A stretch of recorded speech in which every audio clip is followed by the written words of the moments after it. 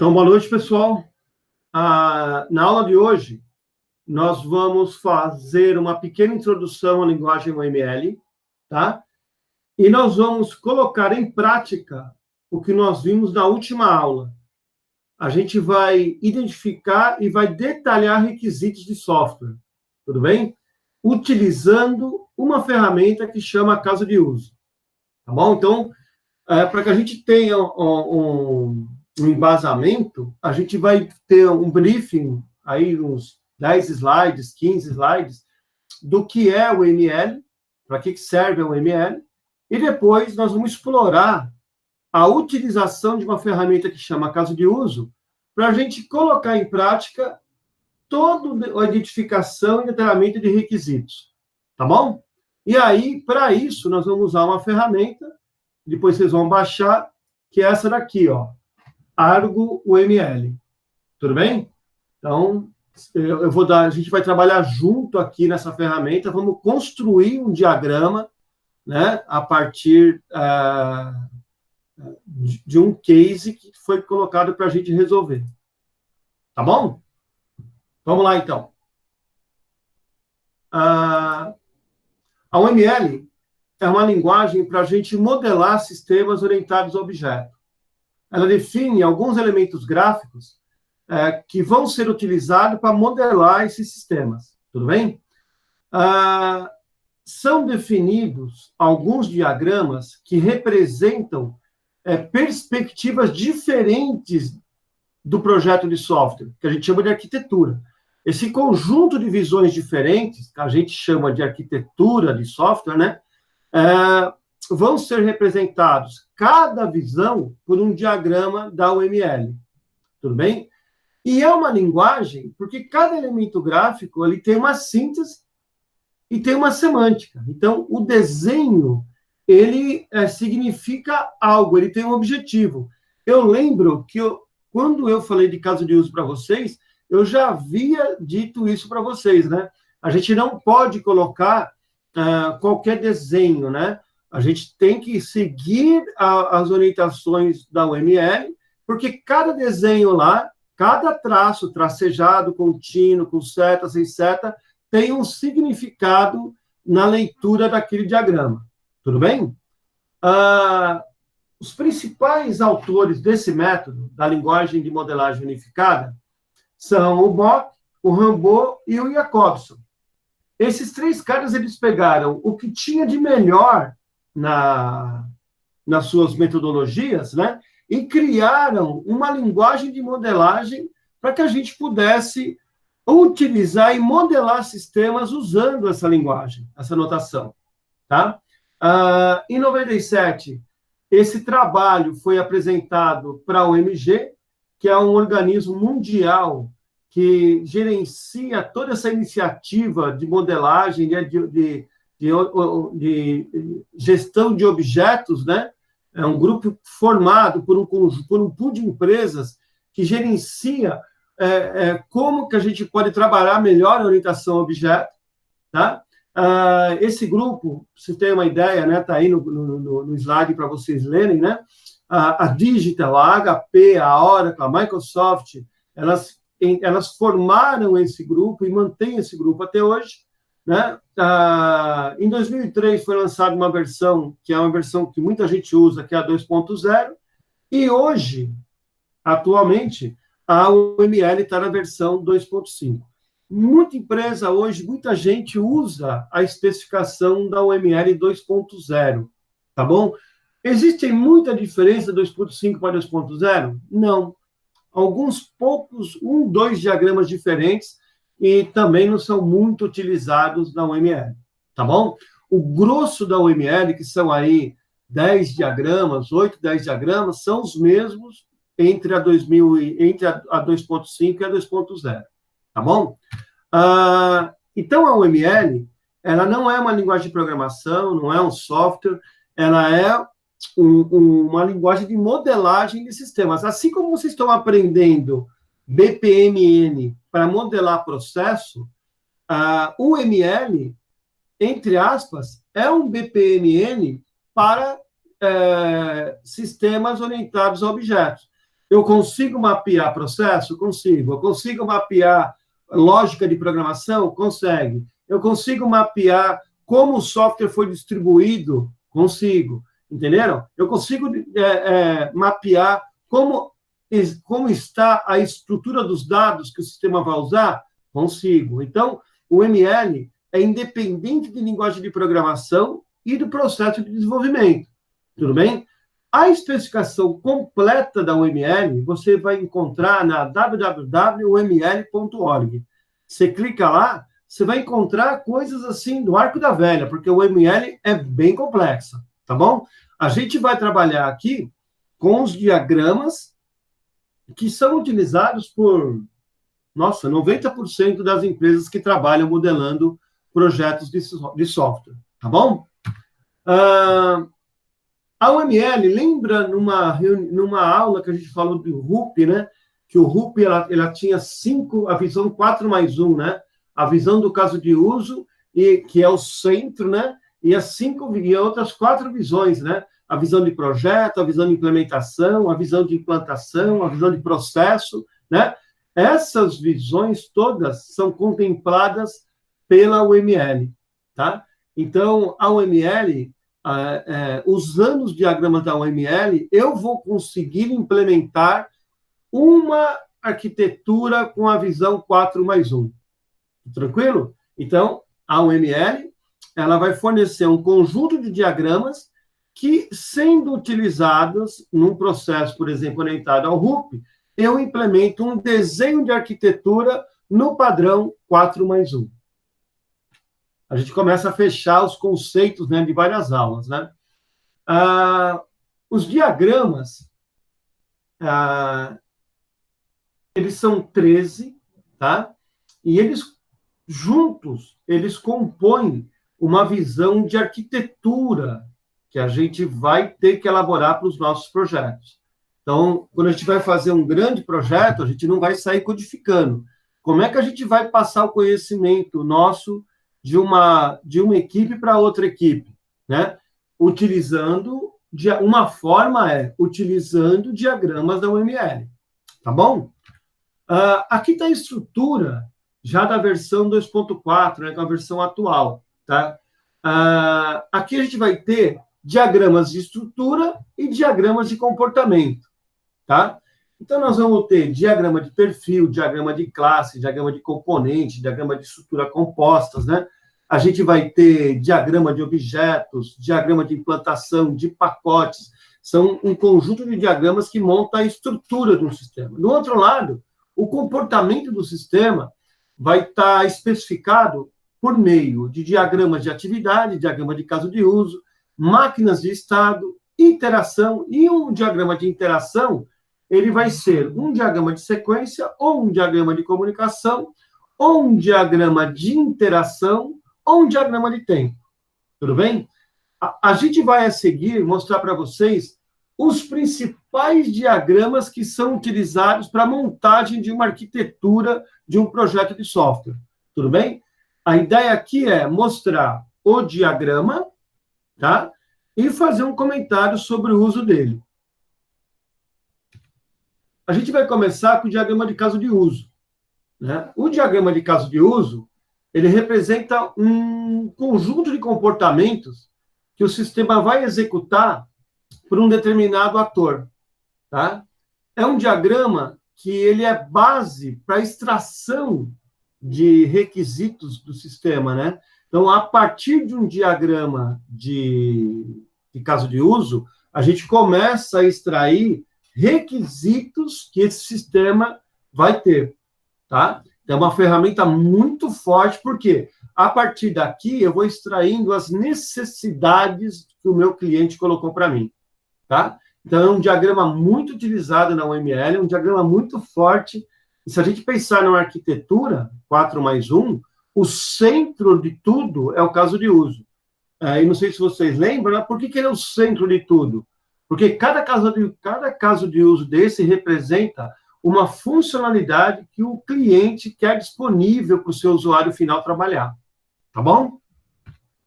Um outro diagrama é o diagrama de classes, né? Ele representa um conjunto de classes, de entidades, né, que o sistema deve ter, né? Então, classes persistentes e classes transientes, a gente vai estudar depois com um pouco mais de calma, né? A classe persistente é uma classe em que a gente vai poder armazenar o dado nela, né? E a classe transiente é uma classe que a gente vai criar para trabalhar, mas que quando a gente terminar de executar, os dados não vão ficar armazenados, né? Então, é uma classe que só produz dados, mas não armazena, diferente de uma classe persistente, que é uma classe que eu vou armazenar os dados. Todas as classes persistentes, elas vão ser candidatas a serem uma entidade do seu modelo de dados, que vai se transformar depois numa tabela do seu sistema. Então, fornecedor, produto, venda, cliente, todas essas classes que estão aqui representadas, elas podem ser candidatas a serem tabelas do seu sistema. Mas a diferença de uma classe é que, na classe, além de eu ter a descrição dos atributos, né? Então, aqui os atributos descritos, eu também tenho a descrição dos métodos pelos quais eu trabalho esses atributos, né? Então, incluir um fornecedor é um método que vai manipular os atributos do fornecedor. Excluir um fornecedor é um método que vai trabalhar a exclusão de objetos dentro dessa classe fornecedor. Tá bom? Então, é um diagrama muito importante, né, que determina aqui o relacionamento entre uma classe e outra, entre um objeto e outro, né? E a gente vai trabalhar isso com muito carinho. Vamos trabalhar primeiro o diagrama de caso de uso, né, para a gente entender como a gente tira, extrai os requisitos, e logo depois nós vamos trabalhar um diagrama de classes para entender como vai ficar estruturado os dados dentro do meu sistema e quais são os métodos que vão trabalhar esses dados que eu estou armazenando no sistema. Tá bom? Um outro diagrama é um diagrama de objetos. Esse diagrama de objetos, ele demonstra o uso prático do diagrama de classes. Então, por exemplo, cada classe que está aqui é composta de um conjunto de objetos. Então, por exemplo, objeto produto, classe produto, ela tem o objeto caneta, ela tem o objeto lápis, ela tem o objeto régua, ela tem o objeto caderno, né, que compõem a classe produtos. Se nós estivéssemos falando da classe alunos, né, ou da classe 3GTI, né, a classe 3GTI é composta por objetos. A Tamires é um objeto da classe, Tiago é um objeto da classe, e assim, sucessivamente, cada aluno é um objeto da classe.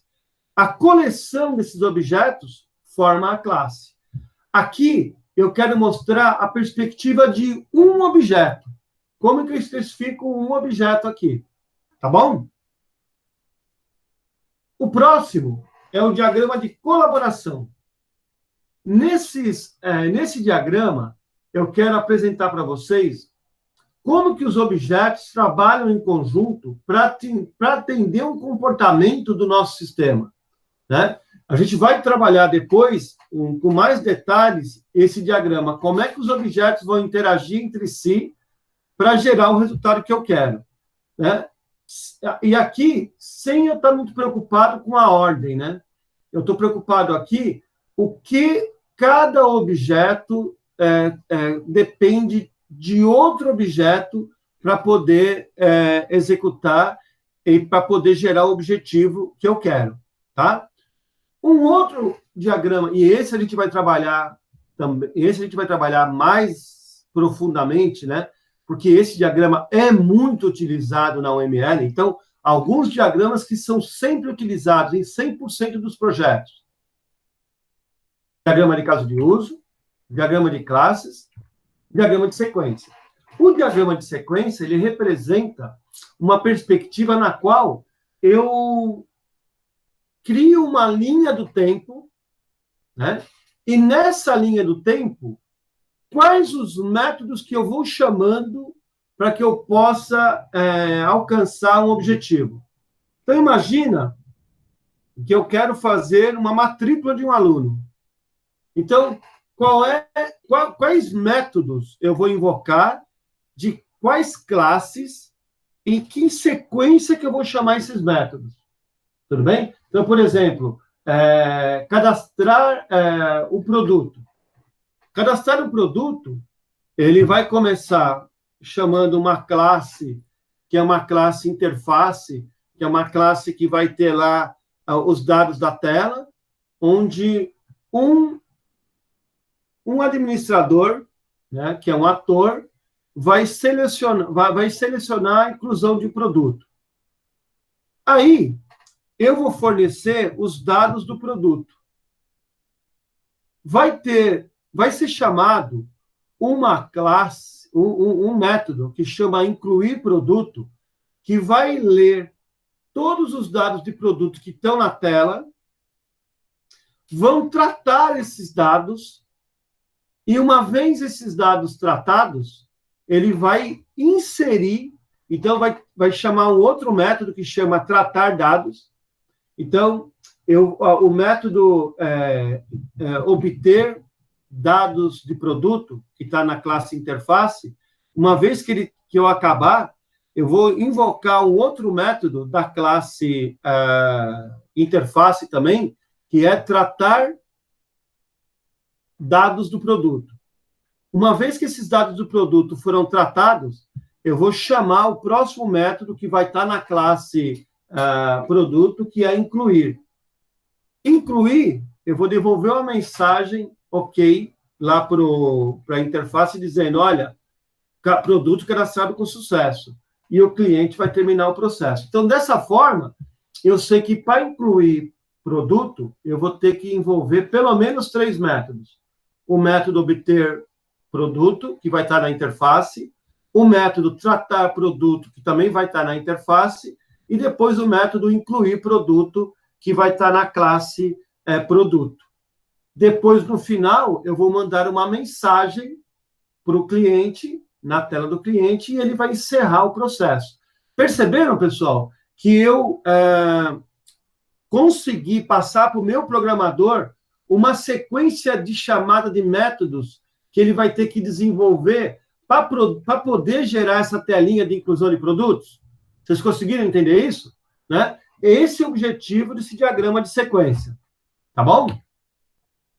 O diagrama de atividades, pessoal, é um diagrama muito bacana que serve para a gente especificar qualquer tipo de lógica, tá?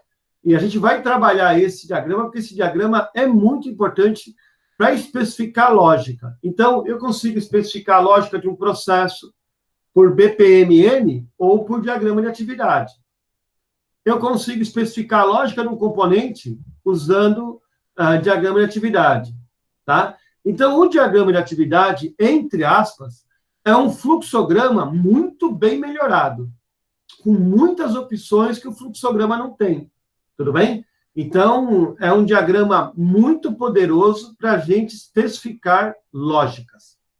Tá claro, pessoal, até agora? Alguma dúvida? Alguém quer fazer alguma colocação? Ou posso continuar? Pode continuar. Posso continuar? Tá ok, então. Então, um outro diagrama que a gente usa bastante é o diagrama de estados. Então, para que serve o diagrama de estados? Para que eu possa demonstrar para o meu programador quais estados um objeto pode receber. Então, por exemplo, uma conta, ela pode estar aberta ou fechada. Um pedido ele pode estar aberto, ele pode estar em atendimento, ele pode estar paralisado, ele pode estar entregue, ele pode estar encerrado. Entenderam? Então, cada estado desse, ele vai acontecer em função de uma lógica. Então, aqui eu vou especificar um conjunto de lógicas e, como resultado, ele vai gerar um estado. Tudo bem? Então, qual é o estado inicial de um produto? De um pedido aberto. Tá? E aí, como que eu faço na linha do tempo e mudando, em que situações eu posso mudar o status desse pedido. É esse diagrama aqui que mostra isso. Então, é um diagrama muito rico para o programador, para que eu possa especificar, para o meu programador codificar lógicas que tenham a ver com mudança de estados. Tudo bem? O diagrama de componente, ele mostra como que os componentes que montam a minha solução estão empacotadas, né? Tudo que é HTML, tudo que é Applet, tudo que for Java, tudo que for banco de dados, eu vou criando os meus pacotes e vou mostrando para vocês, né, para os meus arquitetos, qual é a visão de cada componente que monta o meu sistema, tá? Então, é um diagrama muito importante para que a gente possa mostrar, como arquiteto de software, né, como está distribuído a minha aplicação. Tudo bem? Um diagrama de depuração é um diagrama que a gente vai mostrar. Esse diagrama de depuração também é chamado de diagrama de implantação. Esse diagrama aqui ele vai mostrar como que como que os componentes estão distribuídos nas minhas máquinas, tá bom? Nos meus hardwares. No diagrama de pacote, eu vou pegar toda a lógica de processos, dos componentes que eu vou criar, os casos de uso, por exemplo. Ficou muito complicado, eu comecei a desenhar o caso de uso, deu 200 casos de uso. Nossa, como é que o cara vai olhar 200 casos de uso, né? Ele não vai conseguir olhar 200 casos de uso. Então, eu venho aqui e crio pacotes e segmento aquele diagrama enorme em diagramas menores. Tudo que for cadastro, tudo que for locação, tudo que for financeiro, relatório, consulta. Então, eu vou agrupar de maneira lógica os meus elementos para que quem for analisar consiga ter uma visão mais racional daquilo que eu fiz. Tudo bem? Pode ser um conjunto de classes, pode ser um pacote um diagrama de caso de uso, pode ser dividido por pacote de programação também, entenderam? Então, é um diagrama muito rico para que eu possa dar uma visão segmentada e para que eu possa ter uma leitura melhor de como está distribuído cada componente ou cada elemento da modelagem do projeto que eu quero desenvolver, tá bom? Aqui, quando o sistema estiver todo codificado, eu também posso colocar todos os meus códigos prontos em pacotes dessa forma também, tá bom? Bom, fiz uma passagem rápida, né, de cada diagrama mais importante da UML. Alguns daqueles diagramas nós vamos trabalhar na nossa aula, pelo menos 4 ou 5 diagramas a gente vai trabalhar mais profundamente para que a gente possa especificar um software antes de sair programando. Tá bom? Bom, agora a gente vai trabalhar um modelo de caso de uso, fazer uma revisão rápida e logo em seguida nós vamos colocar em prática as duas aulas, a aula da semana passada e a aula de hoje, do diagrama de caso de uso, na solução de um problema. Tá bom? Então, um caso de uso é uma especificação completa, uma sequência completa de interações entre o sistema e um ator externo, que nós podemos chamar também de agentes externos, tá? Então, os atores vão se relacionar com o meu sistema e eu vou desenhar essa interação, por meio de caso de uso. Tudo bem? Então, eu vou interagir um ator com um caso de uso, e cada caso de uso desse vai representar uma funcionalidade que o sistema vai disponibilizar para o usuário trabalhar. Tá bom? E ele vai apresentar essa sequência, esse conjunto de interações que um ator faz com cada funcionalidade que ele tem direito de trabalhar. Tá bom? Um modelo de caso de uso, ele vai conter vários casos de uso. Ele é uma coleção de casos de uso. Tá bom? A primeira visão do caso de uso é o diagrama. E depois, cada diagrama desse vai receber uma descrição. E essa descrição é uma narração de cada interação que vai acontecer entre a funcionalidade e o ator. Então, por exemplo, eu vou sacar dinheiro. Então, a descrição desse caso de uso seria o correntista informa a sua senha. O sistema, ele valida a senha. Né? O sistema solicita o valor do depósito. O correntista informa o valor do depósito. O sistema, ele solicita que o correntista deposite as notas na máquina. O correntista deposita as notas na máquina. O sistema captura as notas e conta as notas. Se a contagem for exatamente idêntica, igual ao valor informado pelo usuário, ele captura essas notas e realiza o crédito na conta corrente do correntista. Se não for, ele devolve as notas para o usuário, tá? E solicita que o usuário digite o valor correto das notas. Ok? E dessa forma, né, o caso de uso termina com a inclusão do valor solicitado, do valor informado das notas, né, na conta corrente do usuário. Então, veja que se for um saque, ele solicita o valor a ser sacado. Aí o cliente informa o valor a ser sacado. O sistema valida se o correntista tem esse valor na conta.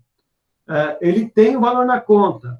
Então, ele ele debita esse valor da conta do cliente, conta as notas e disponibiliza as notas para o correntista capturar. O correntista captura as notas e o caso de uso é encerrado. Entenderam? Então, é uma sequência lógica entre a interação de um ator com a funcionalidade. Então, na descrição de caso de uso, eu vou descrever cada linha dessa. Tudo bem? A gente chama, né, que é um relato fim a fim, né? Do começo ao fim da funcionalidade. Aqui, um formato tabular, onde de um lado eu tenho o cliente, do outro lado eu tenho o sistema e as interações que existem. Aqui, uma descrição por cenários, né? Então, aqui é uma descrição livre de cenários, tudo bem? Eu escrevo cada linha. Uma outra forma é uma forma tabular, né? Em que eu vou descrevendo as interações do cliente e do sistema, que é bem utilizada também. E essas são as formas que a gente pode escrever um caso de uso, cenários e um caso de uso, tá? Um caso de uso, ele é composto por ator e caso de uso, né? Um diagrama de caso de uso, né? Ele tem lá os seus atores e os seus casos de uso. Quem é o ator? O ator é qualquer agente externo que vai interagir com o sistema. Então, o ator, ele não faz parte do sistema, ele é um agente fora do sistema. Ele não tem lógica para você programar. Ele é o cara que vai interagir, que vai trocar informação com o sistema. Então, pessoal, se ele é um cara que vai interagir com o sistema e vai trocar informação com o sistema, então um ator, ele pode ser um departamento, um ator pode ser uma área de negócio, um ator pode ser um papel, um cargo, um ator pode ser outro sistema. Então, por exemplo, eu vou enviar dados para o sistema de contabilidade. O sistema de contabilidade é um ator que recebe informação do meu sistema. Tudo bem? Eu vou mandar um pedido para ser impresso numa impressora. A impressora é um ator, é um dispositivo, é um ator que recebe uma informação do meu sistema. Tudo bem? Então, os atores, pessoal, eles interagem com o sistema. O que é o sistema? O sistema é o projeto que você está especificando. Então, eu estou especificando um sistema de estoque. Então, o seu sistema é composto de casos de uso. Então, incluir produto, incluir família de produto, receber produto, baixar produto, são casos de uso, né, elementos do teu sistema. E atores são todos aqueles que interagem com esse sistema. Então, estoquista, fornecedor, produção. Então, são atores, sistema de MRP, né, de produção. Então, são atores que vão interagir com o teu sistema, isso é, com o projeto que você está desenvolvendo. Tá bom? Dúvidas, pessoal? Eu posso prosseguir? Tranquilo? Estou entendendo que está tudo ok, então. Tá bom? Sim. Tranquilo. Bom, aqui está um exemplo, né, de caso de uso. Os atores se relacionando com os casos de uso. Então, diversos atores, veja que um ator está se relacionando a mais de um caso de uso. Tá vendo? Um caso de uso também, ele pode interagir com mais de um ator. Tá bom? E se a gente prestar atenção, a gente perceber, a gente vai notar que os casos de uso são funcionalidades que o meu usuário solicitou para o meu cliente, tá? E que os atores são agentes que estão interagindo com esse sistema. Ficou clara essa explicação, pessoal? Acho que sim, né? Relacionamentos, eles são a forma pela qual um ator vai se relacionar com o caso de uso ou que um caso de uso vai se relacionar com outro caso de uso. Então, é a maneira como os elementos de caso de uso, do modelo de caso de uso, vão se relacionar. Então, eu vou ter relacionamento do tipo associação, relacionamentos do tipo inclusão, relacionamentos do tipo extend, extensão, relacionamentos do tipo generalização, tá? Maneira rapidinha, a associação é o tipo de relacionamento em que um ator se relaciona com o caso de uso, tá? Então, a associação só é utilizado para representar trocas de informação entre um ator e um caso de uso. Tudo bem, pessoal? Um ator ele pode estar associado a vários casos de uso, e um caso de uso pode estar associado a vários atores, mas sempre pelo relacionamento de associação. Pelo relacionamento de inclusão, eu sempre vou apresentar a relação de um caso de uso com outro caso de uso. Então, relacionamento de inclusão somente é utilizado entre casos de uso. Então, quando que a gente usa inclusão? Quando um caso de uso é utilizado por um ou mais casos de uso. Então, quando um caso de uso ele for utilizado por mais de um caso de uso, a relação do caso de uso que chama com o caso de uso que é chamado vai se dar por meio de include. Bacana? Então, é sempre uma chamada de maneira imperativa. Eu preciso daquele caso de uso para terminar minha lógica. Então, por exemplo, eu vou incluir um fornecedor e vou incluir um cliente. Nos dois casos, eu tenho que validar o CNPJ. Então, validar CNPJ é uma lógica que tanto serve para o caso de uso incluir fornecedor, como o caso de uso incluir cliente.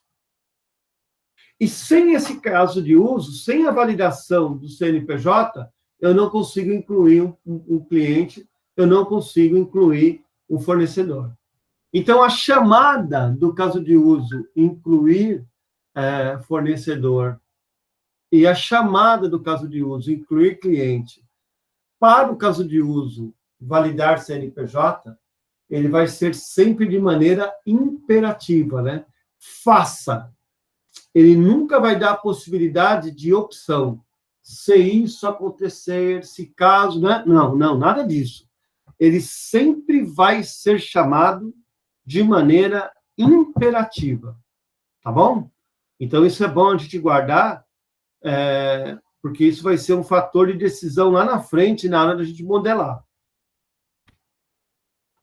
O relacionamento de extensão, por sua vez, é um relacionamento também que só existe entre casos de uso,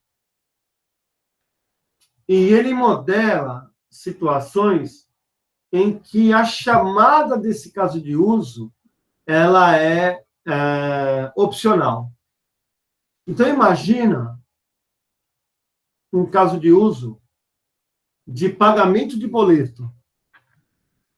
De maneira opcional, eu posso ter que calcular os juros de atraso de um pagamento.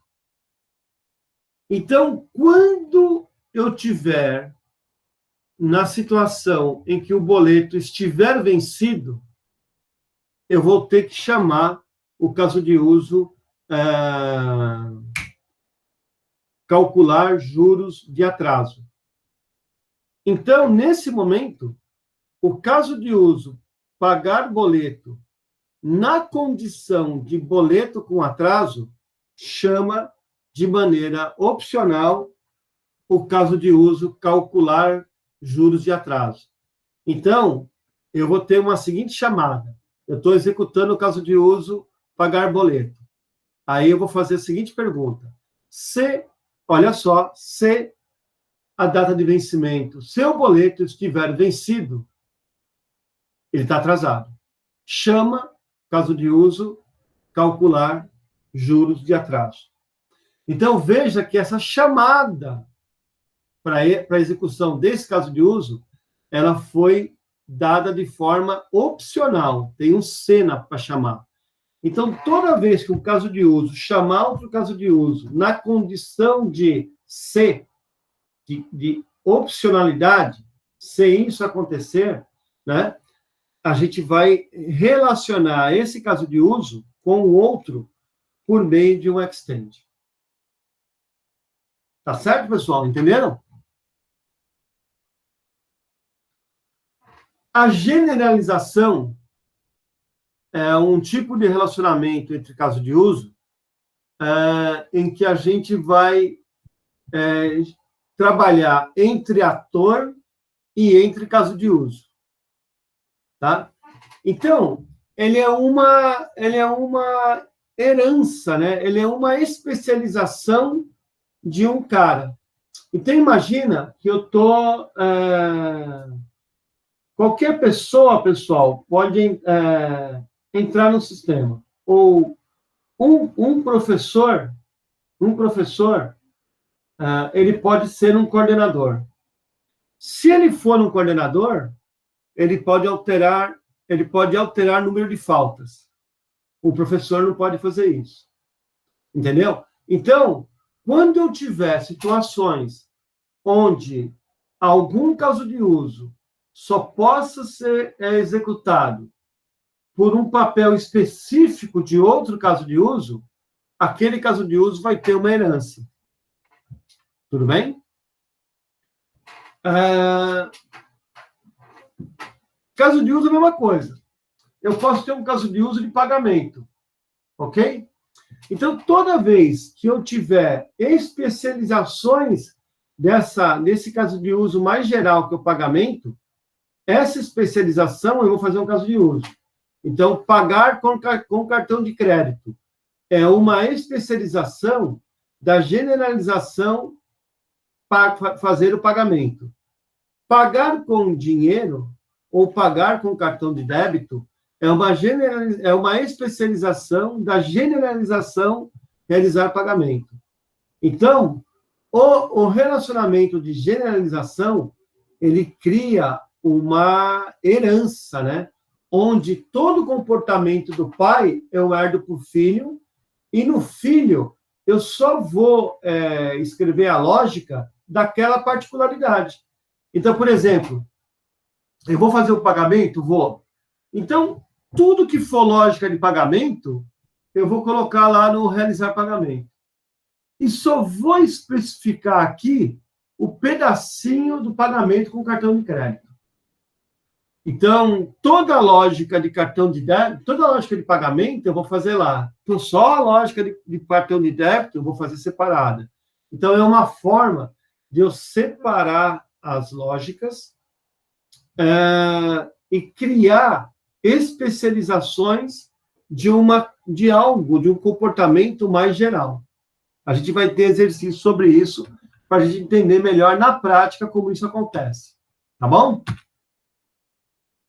Aqui agora um diagrama de caso de uso, né? Só para a gente fazer uma revisão. Tudo bem? Fazer uma revisão agora, pessoal. Quando que a gente usa inclusão? Quando o mesmo comportamento se repetir em mais de um caso de uso. Show de bola. Quando a gente usa inclusão? Quando o comportamento comum for necessariamente contido nos casos de uso do caso de uso que chamou. E quando o caso de uso que chamou não puder estar completo sem o caso de uso que tem que ser incluso. Então, como é isso? Eu conseguiria o meu objetivo de incluir o fornecedor se eu não incluísse necessariamente a lógica de validar o CNPJ, né? Então, essas condições é que geram a inclusão, o relacionamento de inclusão. É muito parecido, pessoal, se a gente fosse pensar de programação, né, com uma function, que eu tenho que chamar de maneira sempre necessária para fazer um determinado objetivo. Então, imagina, e isso vai virar lá na frente isso, né? Imagina que eu estou criando um programa para incluir o produto, ou incluir um fornecedor. Nessa lógica da inclusão do fornecedor, eu vou chamar uma function que valida o CNPJ. Eu chamo a function, eu passo o parâmetro do CNPJ, ele valida para mim e devolve uma mensagem dizendo que está validado ou não. A gente está fazendo exatamente isso aqui. A gente está escrevendo, antes de codificar essa lógica da function aí, nós estamos especificando o que o programador vai codificar depois. E a forma de especificar é usando a lógica, o diagrama de caso de uso com o relacionamento de inclusão. O relacionamento de extensão, ele vai acontecer quando alguém, um caso de uso, chamar de maneira eventual um comportamento que está descrito num outro caso de uso. Voltando, eu tenho o caso de uso, realizar pagamento. Se o boleto estiver atrasado, eu vou chamar um comportamento eventual que está escrito num outro caso de uso que chama realizar cálculo para boletos em atraso. Entenderam? Então, eu não misturo a lógica do cálculo de juros com a lógica do pagamento. Eu excluo essa lógica da lógica limpa, vamos chamar assim, para fazer o pagamento, e toda vez que tiver em atraso, opcionalmente eu incluo essa lógica, passo o parâmetro, ele calcula essa lógica, esse valor para mim, devolve e eu continuo fazendo o pagamento. Entenderam? A generalização de caso de uso, ele vai identificar casos de uso com o mesmo comportamento, onde eu vou ter um caso de uso pai, que é mais geral, e casos de uso filhos, né, que são extensões do caso de uso pai. Então, caso de uso realizar pagamento, caso de uso filho, pagamento com cartão de crédito, pagamento com cartão de débito. Tá bom? Generalização de ator, mesma coisa, onde um ator vai ter um papel importante no sistema, né, que é originário do mesmo ator. Então, o ator professor, ele pode ser uma especialização coordenador. Então, mais geralzão aqui o professor, mais especializado coordenador. Professor pode mexer em algumas funcionalidades que o ator coordenador também pode, mas o coordenador pode mexer em algumas que o ator professor não vai poder. Tudo bem? Tudo bem, pessoal? Tranquilo até agora? Agora, eu gostaria que vocês abrissem seus microfones aí, porque nós vamos ter que interagir para construir juntos esse caso de uso, tá? Então, nós vamos chamar aqui, ó, a ferramenta. Aqui a ferramenta. Essa ferramenta chama ArgoML, né? A ArgoML está na versão 1.4 e você pode baixar e instalar na sua máquina, que ela é free. Tudo bem? A ferramenta é bem simples de trabalhar, bem gostosinha de trabalhar também. Tá bom? Não tem muita dificuldade para trabalhar com ela, não. Tá bom? A gente vai usar ela aqui. Estou um pouco enferrujado, que faz um tempinho que eu não trabalho com ela, mas a gente vai sair do outro lado, sim. A ideia é que, a partir de uma entrevista que eu fiz lá com o meu cliente, eu consiga extrair dessa ata de reunião que eu fiz aqui os casos de uso e, dos casos de uso, extrair uma lista de requisitos que vão virar funcionalidades que o sistema vai ter que ter o cliente trabalhar. Tá bom? Podemos começar então, pessoal? Posso começar? Então é assim, ó. A locadora de veículos ABC, ela deseja desenvolver uma aplicação para que o seu cliente possa realizar o aluguel de veículos por meio do seu site. Então, eles chamaram a gente lá, e eles querem que a gente desenvolva uma aplicação para que o cliente possa fazer aluguel de veículos por meio de um site. É importante ressaltar que o cliente de uma locadora, ele pode ser uma pessoa física ou uma pessoa jurídica. Ok? Pessoal, o cliente, ele pode ser um ator que vai interagir com o meu sistema? Sim ou não? Sim. Sim. Sim, né? Ele vai ser um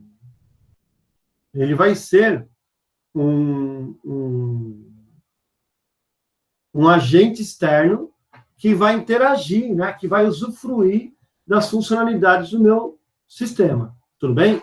Então, eu venho aqui, ó.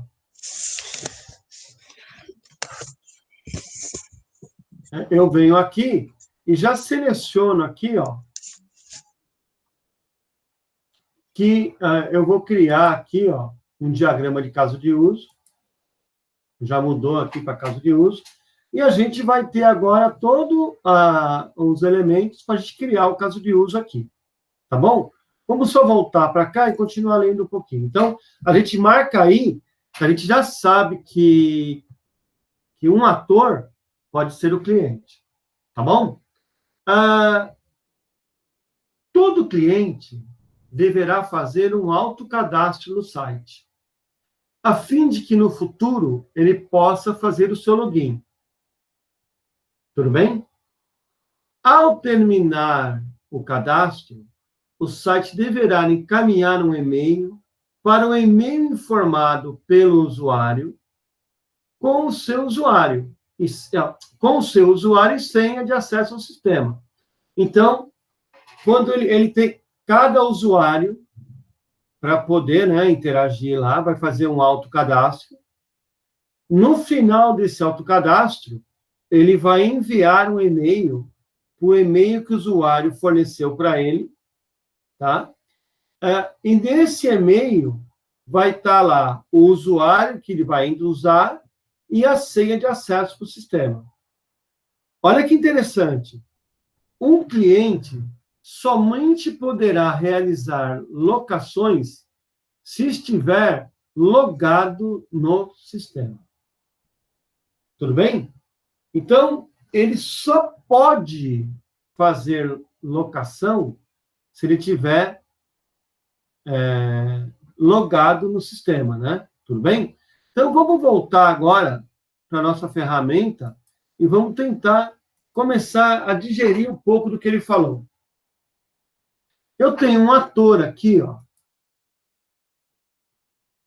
Esse ator aqui, ele vai ter que fazer um autocadastro, não vai, pessoal? Então, ó, um caso de uso aqui, ó, realizar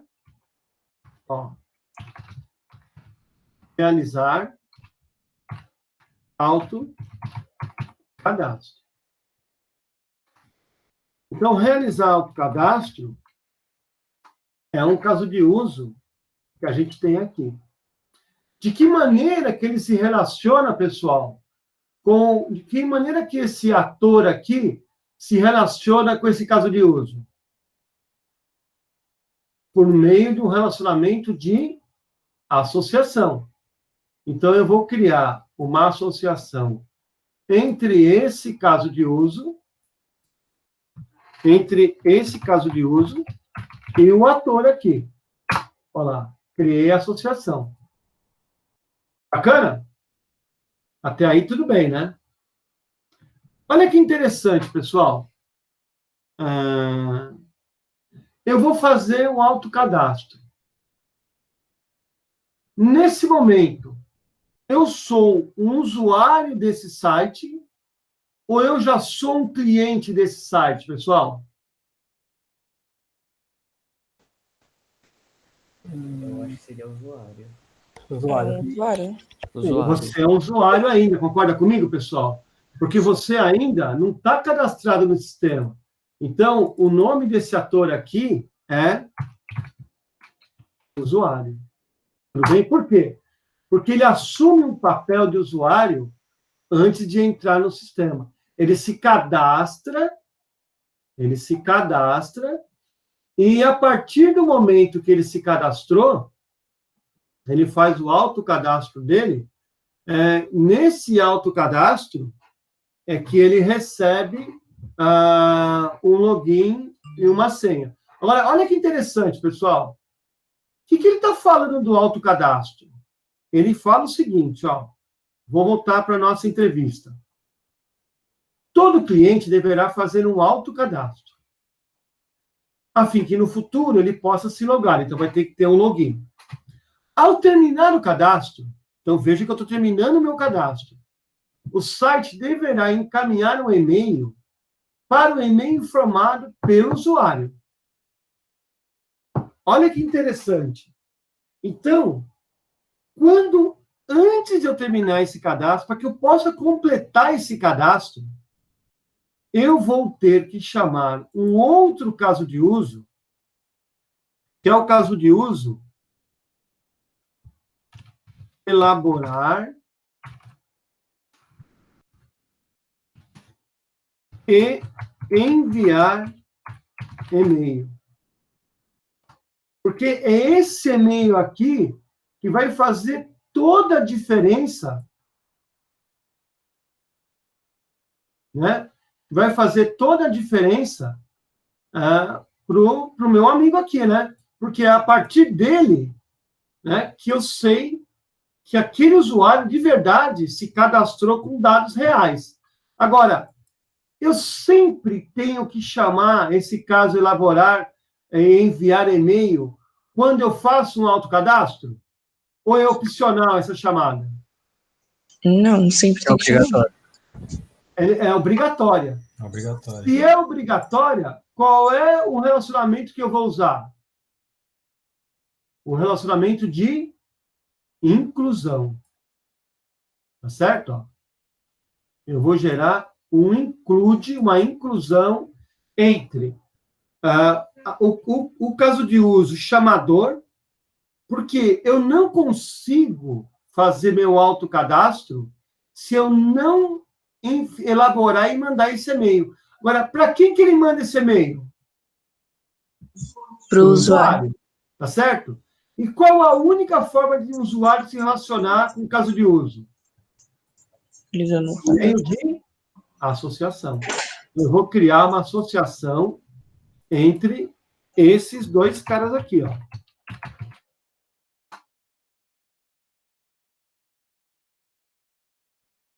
Bacana, pessoal? Até agora?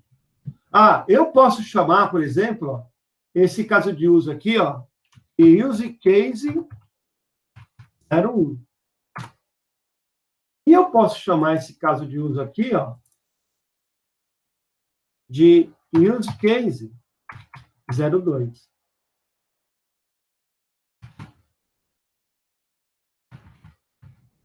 Legal, né? Vou dando... Por quê? É muito importante a gente ter essa nomenclatura, pessoal, porque muitas vezes num projeto a gente não vai lembrar o nome do caso de uso, né? Muitas vezes a gente vai se relacionar com a nossa equipe falando assim, olha, pessoal, vai dar impacto no caso de uso 3. Qual é o caso de uso 3? Aquele que manda o e-mail. Entendeu? Então, eu não preciso saber o nome exato, mas o código daquele, a identificação daquele caso de uso é muito importante eu saber. Tá bom? Bom, uma vez que eu já tenha tudo isso feito, eu tenho um terceiro passo para fazer, que é eu me logar no sistema, não é isso? E para poder fazer tudo isso, eu tenho que ter um outro caso de uso, que é realizar login, né? Ou acessar o sistema, ou validar acesso ao sistema, mais conhecido, né, como realizar login. Esse é o caso de uso nosso, número 3, né?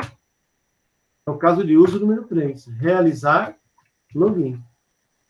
Olha que interessante. Via de regra também, professor, cadastro normalmente tem validação de e-mail também, né?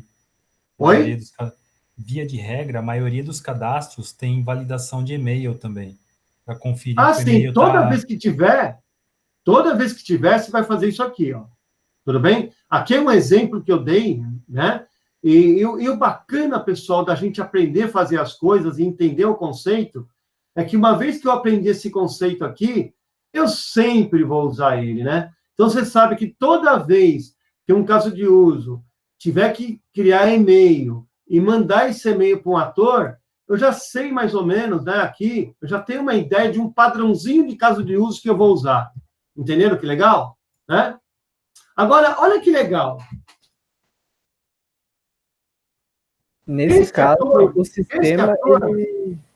Esse ator usuário, ele pode ser um ator, ele pode ser uma extensão de outro ator? Pode, né? Ele pode ser aqui embaixo uma extensão de um outro ator que chama cliente, né?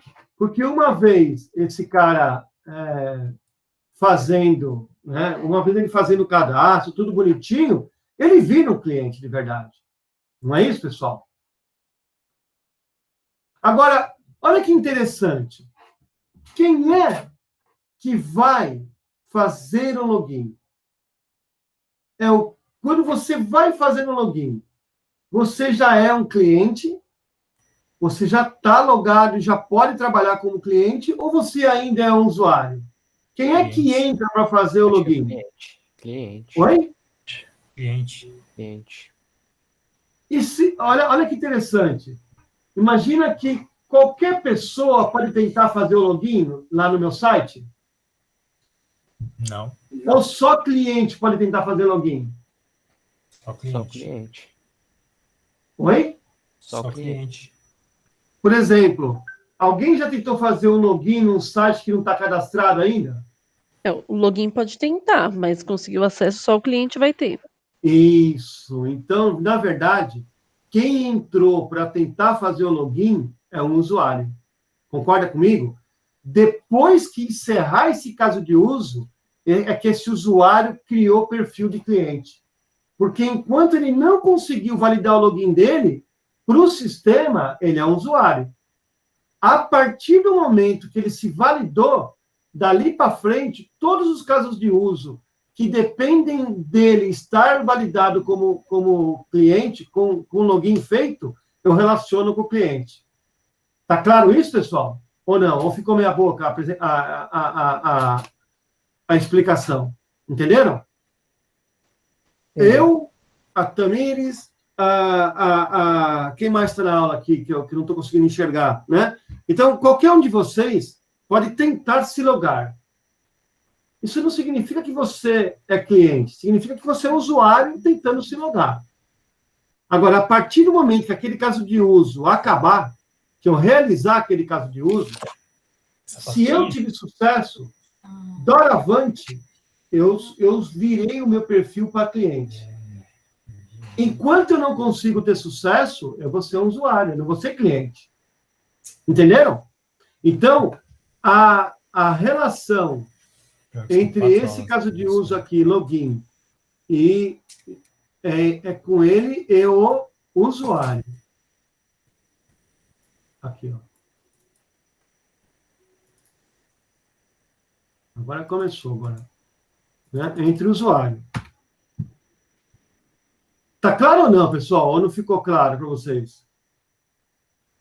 Tá claro, professor. Tá? Ó. Eu não tô conseguindo chegar aqui. Quem é que está falando comigo? É a Tamires? Não.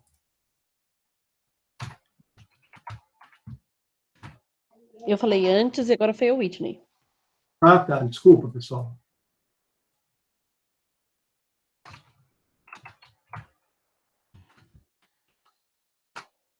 Aqui, então, ó.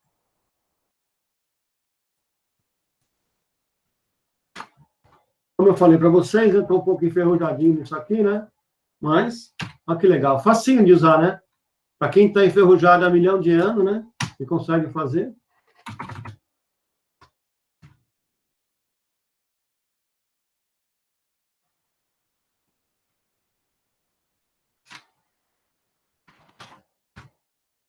Bom, deixa ele aí. Então, associação. Agora, olha que interessante. Vamos começar a ler de novo a nossa ata de reunião lá, né? A nossa ata.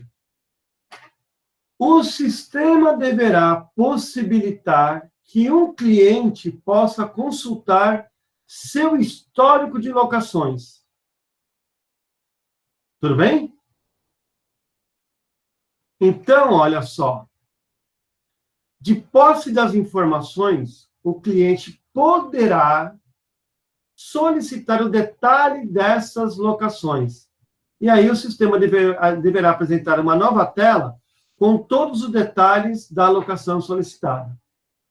Então, olha que interessante agora. Vamos voltar lá para a ferramenta, para o caso de uso. Tem um novo caso de uso aparecendo aqui, não tem? Como é que chama esse caso de uso, pessoal? É o caso de uso 4, né? Consultar histórico de locações, não é isso?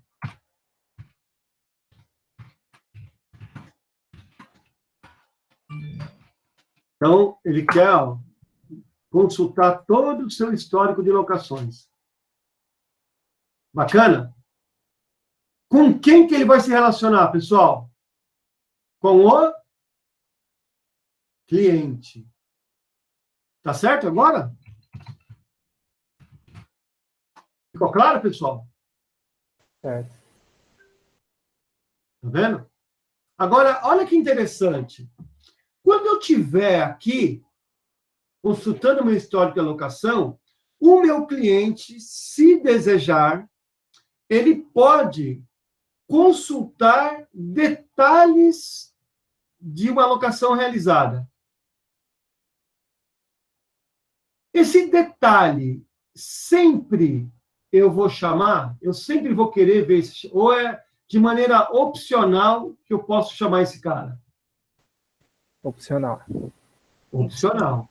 Então, veja bem, aqui eu vou ter um outro caso de uso, ó, use case 05, que é consultar detalhes, né,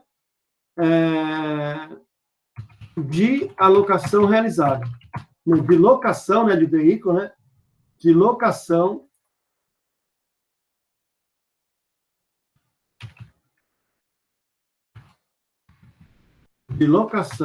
realizada. Então, olha que legal. Essa chamada aqui é feita para esse caso de uso aqui de maneira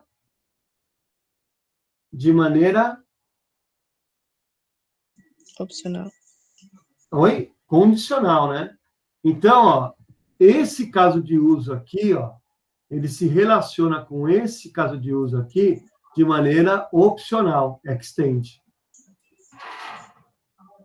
Bacana? Bacana, né? Entenderam isso? Então, veja que, olha que legal. É só interação. O meu cliente entrou na tela e viu lá consultar histórico. Ele viu o histórico dele, clicou numa linha lá, quer ver o detalhe. É opcional, porque ele poderia não ver nada, né? Então, de maneira opcional, se ele quiser ver um detalhe, ele vai chamar uma outra tela que é detalhes de alocação. A gente representa por esse outro caso de uso aí, né? Aí o que acontece, pessoal? Veja que aqui não tem uma sequência lógica. Aqui só tem interação. O cara fez isso e ele pode fazer aquilo, né? Veja que eu não liguei o caso de uso de login, que depois ele faz isso. Nada a ver, ó. Ele está validado como... O usuário está validado, se validou como... Ele conseguiu fazer o login, agora ele é um cliente. Então, ele vai consultar o histórico? Vai. Quem vai consultar o histórico? O cliente. Tá aqui. Tá bom? Prosseguindo, a gente está onde, hein? Detalhe... O sistema também deverá permitir que o cliente possa consultar uma lista de veículos disponíveis para alocação. Nessa tela, o sistema deverá prover um acesso a uma consulta que apresentará os detalhes do carro para o cliente.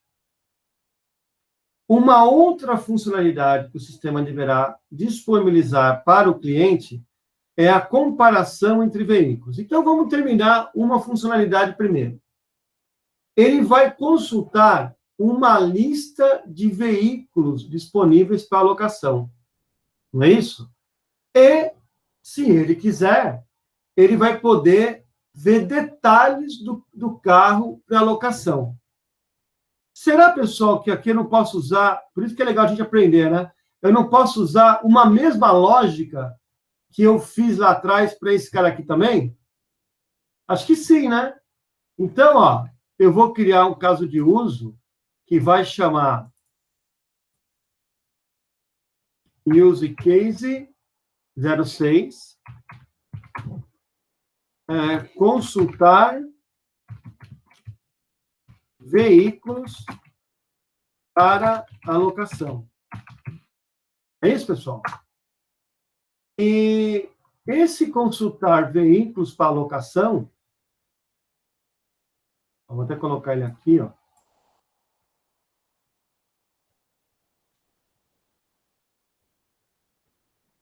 E esse consultar veículos para alocação, ele também vai ter um outro caso de uso, que é o use case 07, que é consultar detalhes de veículo.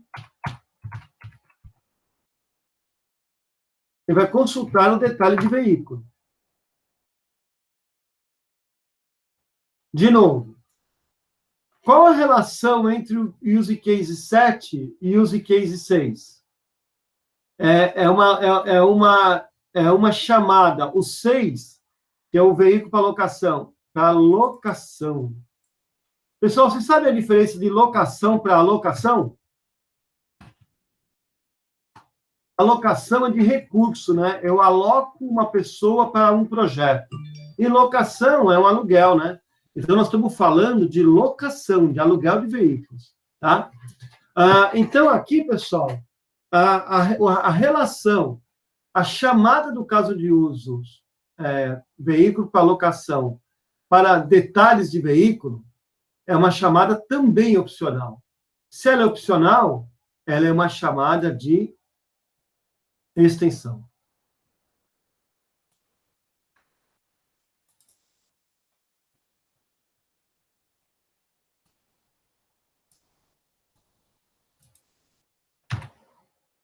Deixa eu só... Essa aqui, na verdade.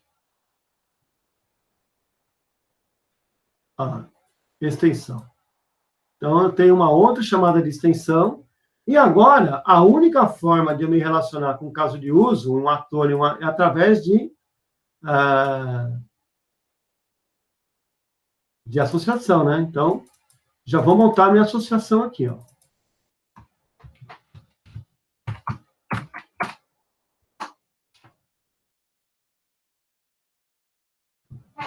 Bacana?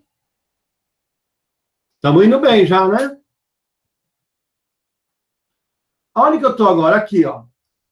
Uma outra funcionalidade que o sistema deverá disponibilizar para o cliente é a comparação entre veículos, na qual o cliente irá selecionar 3 modelos diferentes e o sistema irá apresentar os itens de cada veículo com a finalidade do cliente poder realizar sua análise. Então, aqui, na verdade, eu vou ter um outro caso de uso aqui, né? Um outro caso de uso aqui, que é o caso de uso, que é o use case 08, né? Que é realizar comparações entre veículos. É isso, pessoal? Né? E quem é que vai poder fazer essas comparações? O cliente, né? Então, ó.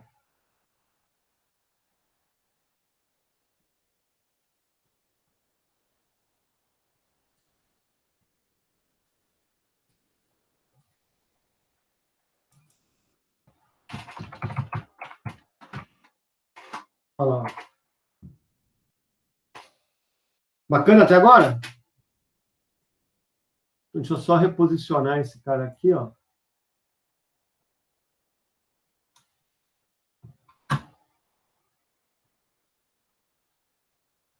Que agora, vamos continuar lá, né? Vamos ver que o nosso cliente pediu mais.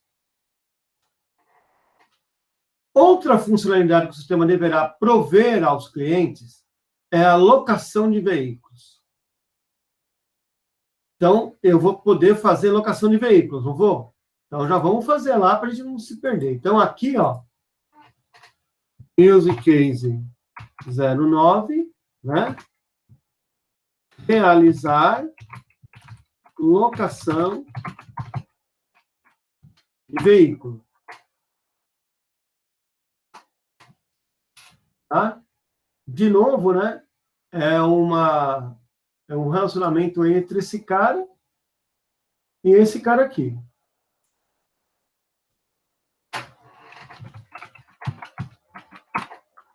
É uma associação.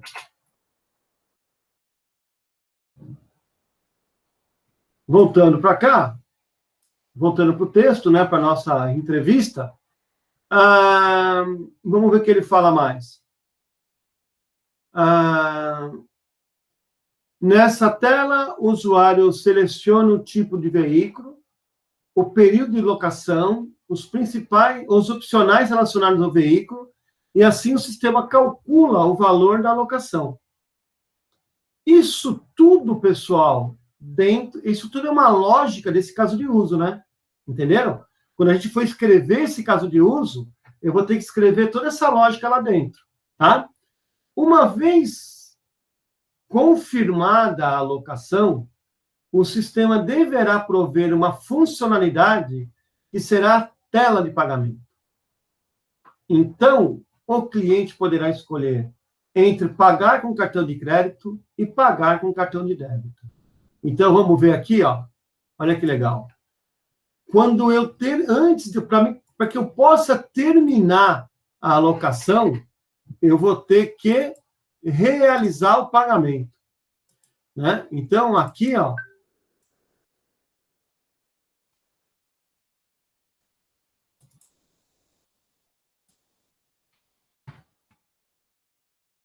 use case 10, realizar pagamento. Porque se eu não realizo o pagamento, eu não tenho a alocação feita, né? Agora, a pergunta que eu vou fazer para vocês é aquela pergunta básica de sempre, né? A relação, a chamada desse caso de uso aqui de locação para o pagamento é opcional ou é uma chamada objetiva, imperativa, ele tem que fazer isso, necessária? O que vocês acham? Para realizar a locação, ele tem que fazer o pagamento. Então, é Obrigatório. obrigatório. É obrigatória. Então, se é obrigatória, a relação entre esses casos de uso ela é de include. Bacana, pessoal? Legal, né? Bem legal, né? Agora, eu posso, pessoal, realizar o pagamento? Eu posso realizar o pagamento de duas formas. Tudo bem? Eu posso realizar o pagamento por crédito e o pagamento por débito. Não é isso? Então, eu posso... Vai ter uma especialização desse caso de uso aqui com outro caso de uso aqui, que é o caso de uso 11, ó, use case 11, pagamento com cartão de crédito. Não é isso? E eu vou ter uma outra extensão aqui, que é use case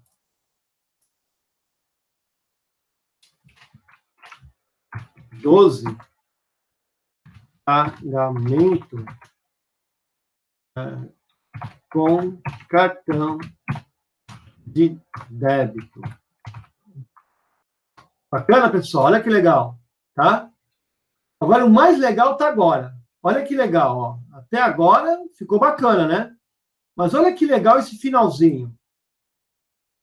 O sistema deverá chamar a operadora de crédito ou o banco responsável e solicitar a aprovação. Isso é, se é cartão de crédito, vai chamar uma operadora, e se é o cartão de débito, o banco. Caso não seja liberado, uma mensagem é enviada. Caso não seja liberado, uma mensagem é enviada ao cliente e a transação é encerrada. Se não, a transação é realizada com sucesso. O que está acontecendo aqui, pessoal? O banco, a pergunta legal agora. O banco e a operadora de crédito, eles são processos ou são agentes externos que vão interagir com o nosso sistema? Agentes externos. Eles são agentes externos. Se eles são agentes externos que vão interagir com o nosso sistema, para esse diagrama, ele é um ator. Como é que vai chamar esse ator? Operadora de crédito. Tá certo? E ela vai ter uma relação aqui, ó. Opa! E ela vai ter uma associação com esse caso de uso aqui, ó.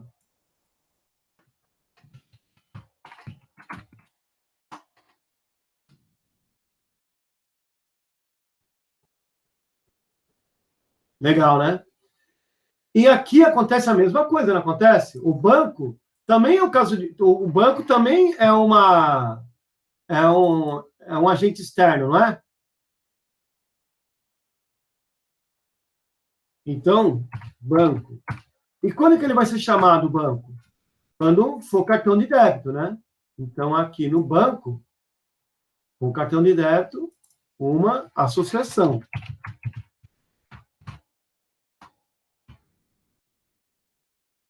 Olha que interessante, pessoal. Vamos ler esse diagrama, ó. O pagamento com crédito passou dados para a operadora de crédito. Os sistemas lá da operadora de crédito, lá, o serviço lá, recebeu, validou, devolveu uma mensagem aqui para o cara dizendo, ó, pode pagar ou não. Esse cara devolveu para esse cara aqui dizendo, olha, pagamento efetuado com sucesso. Esse cara devolveu para esse cara dizendo, pagamento efetuado com sucesso. E ele mandou uma mensagem aqui para o meu cliente dizendo assim, cliente, locação feita com sucesso. Entenderam isso? Ele vai fazer uma locação para pagar com débito. Ele passa para o banco os dados do cartão, o banco verifica se ele tem crédito ou não, devolve uma mensagem para o cartão, esse cara devolve uma mensagem para esse cara, e esse cara devolve a mensagem dizendo, ó, fiz lá, tá tudo perfeito. Entenderam, pessoal? Bem bacana, né? E a gente modelou, fez o nosso diagrama. Ficou bacana, pessoal, o nosso diagrama? Né? E agora, ó, eu posso exportar, se eu não me engano, ó, esse gráfico no formato PNG, né, que é a imagem. Então, eu vou colocar aqui, ó, caso de uso, locação, GTI. E eu vou salvar isso aqui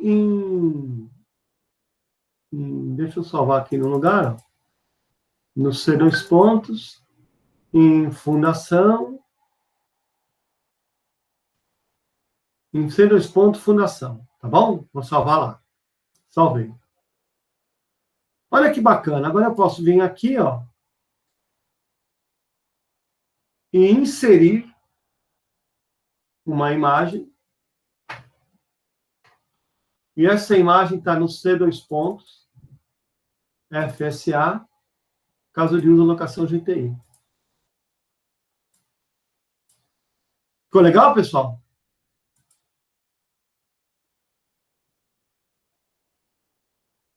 Sim. Bem legal, né? Olha que legal. O próximo slide era a solução pronta já. Veja que a gente não mudou nada da solução. Tá vendo? A gente fez juntos a mesma solução. Gostaram?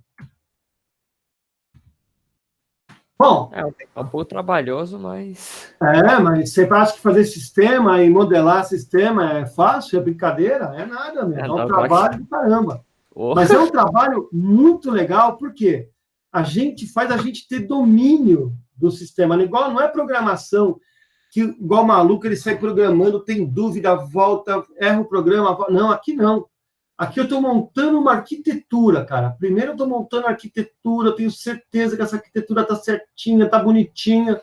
Aí, agora que ela está bacana, agora eu vou começar a especificar cada um desses aqui. Agora, olha que legal. Depois que eu faço isso, tem uma próxima etapa, porque aqui eu tenho um caso de uso, não tenho?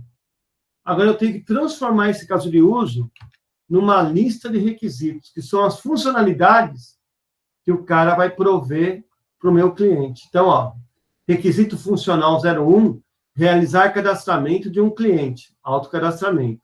Quem utiliza? O usuário. Requisito funcional 02, elaborar e enviar e-mail para os usuários. Quem vai utilizar? O usuário. Realizar login. Opa, esse realizar login está falho aqui. Era o usuário. Tá certo? Aí, ó, consultar locações. Cliente, aí todo cliente, operadora, banco, tá vendo só que legal? Nesse requisito funcional 11 e 12, eu tenho a presença de 2 atores. O cliente que faz a solicitação e a operadora e o banco que interagem comigo, né? Viu que legal, pessoal? Bem legal, né? Aí, ó, para cada um desse aqui, na próxima aula, a gente vai aprender a extrair regras de negócio. Então, para cada um desse, vai ter um mapa parecido com esse, só que aqui vai ter o requisito funcional, e aqui de baixo, as regras de negócio desse requisito funcional. Entenderam? Nossa próxima aula vai ser sobre isso. Bom, mas eu queria que vocês fizessem, para a próxima aula, esse cara aqui, ó. Tá? E, na verdade, eu gostaria que vocês entregassem já na próxima aula esse carinha aqui como nota. Na próxima aula vai ser 21, né? Então, daqui a 15 dias, vai ser 29, vocês vão me entregar esse caso de uso aqui, tudo bem? Ó. Esse caso de uso aqui. Vocês vão pegar esse modelo aqui, eu vou deixar a atividade lá para vocês baixarem, tá? E nas dúvidas, vocês vão tirando comigo, tá bom? E aí, ó, a gente vai marcar uma data que vai ser 29 de abril.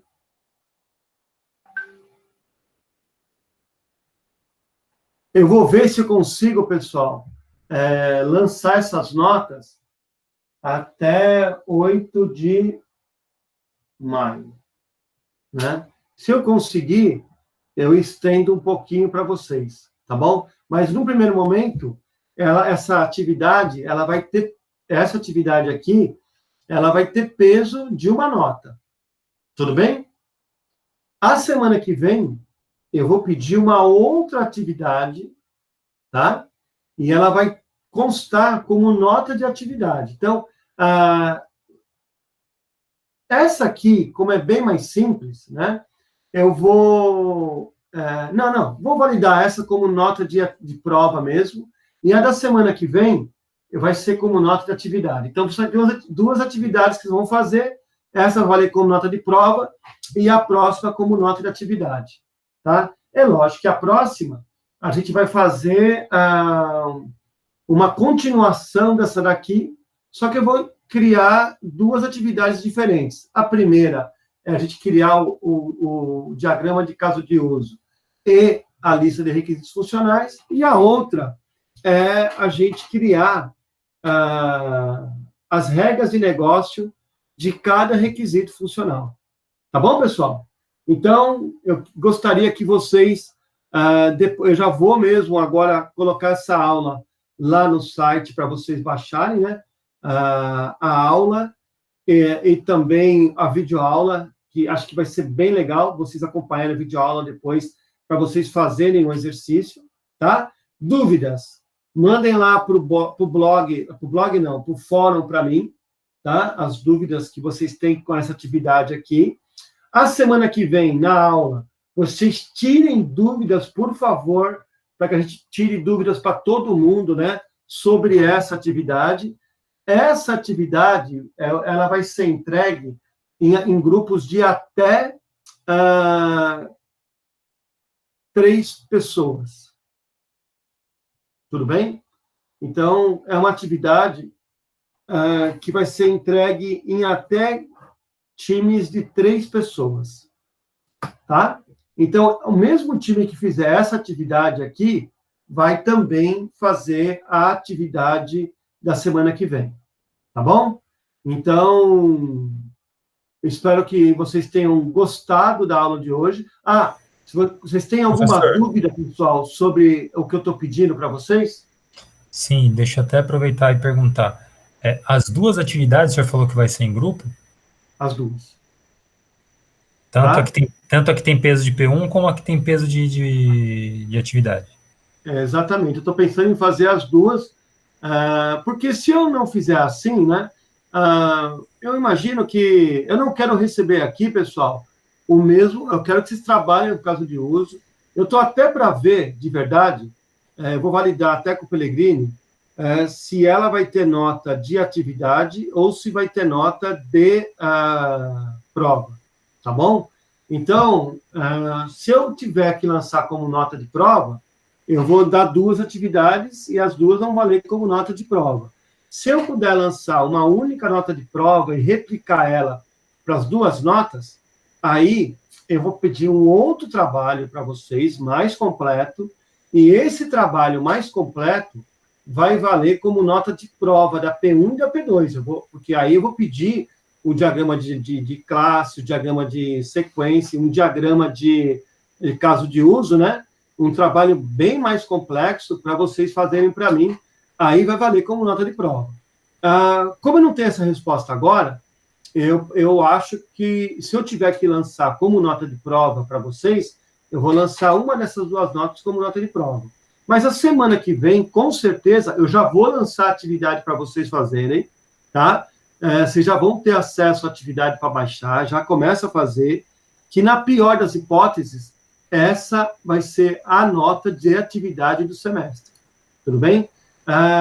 Se essa daqui não for, se eu puder lançar uma única nota e replicar para as duas provas, aí eu faço uma atividade mais complexa, e aí eu faço grupo de 4 pessoas para fazer a atividade, que vai ser uma atividade que vai exigir de vocês mais trabalho. Tá bom? A semana que vem, eu converso com vocês e coloco isso de maneira mais transparente e definitiva para vocês. Tá bom, pessoal? Pode ser assim? Pode.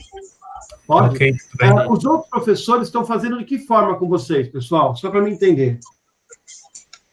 Dando atividades mesmo, como nota de prova. Né? Então, pessoal, eu vou só confirmar com ele. Se eu tiver que fazer mesmo dessa forma, lançar a nota agora, então, essa aqui vai ser prova, a próxima atividade. Se eu puder fazer um trabalho maior, um trabalho mesmo, a especificação de uma arquitetura, para vocês fazerem isso como trabalho do semestre, aí eu lanço a nota do semestre para as duas provas de vocês, tá bom? Semana que vem eu falo com vocês. Mas, com certeza, essa é uma atividade que eu vou colocar para vocês lá. Tá bom, pessoal? Gostaram da aula? Foi produtiva para vocês? Boa, boa. Hoje foi. Bacana, então, pessoal. Então, muito obrigado pela participação. Né? Vocês estão sendo muito bacanas, a gente está compartilhando bons momentos aqui juntos, né? O material já vou disponibilizar para vocês, e baixem já o material, tentem fazer, dúvidas, podem entrar em contato comigo, tá bom? Podem entrar em contato comigo, e semana que vem a gente faz uma nova aula, e aí nessa nova aula, o início da aula, eu tiro todas as dúvidas que vocês têm sobre essa atividade e também comunico aos senhores se essa atividade vai ser P1 ou vai ser A1. Se eu vou poder fazer uma atividade maior, que vai valer como P1 e P2, se eu puder, a gente vai lançar já para vocês, já vou divulgar para vocês a atividade. Se eu não puder, essa aqui já vai ser a nota da P1. Tá bom, pessoal? Tranquilo assim? Beleza. Então, muito obrigado pela participação e até a semana que vem, pessoal. Valeu. Beleza. Boa noite, senhor. Boa noite.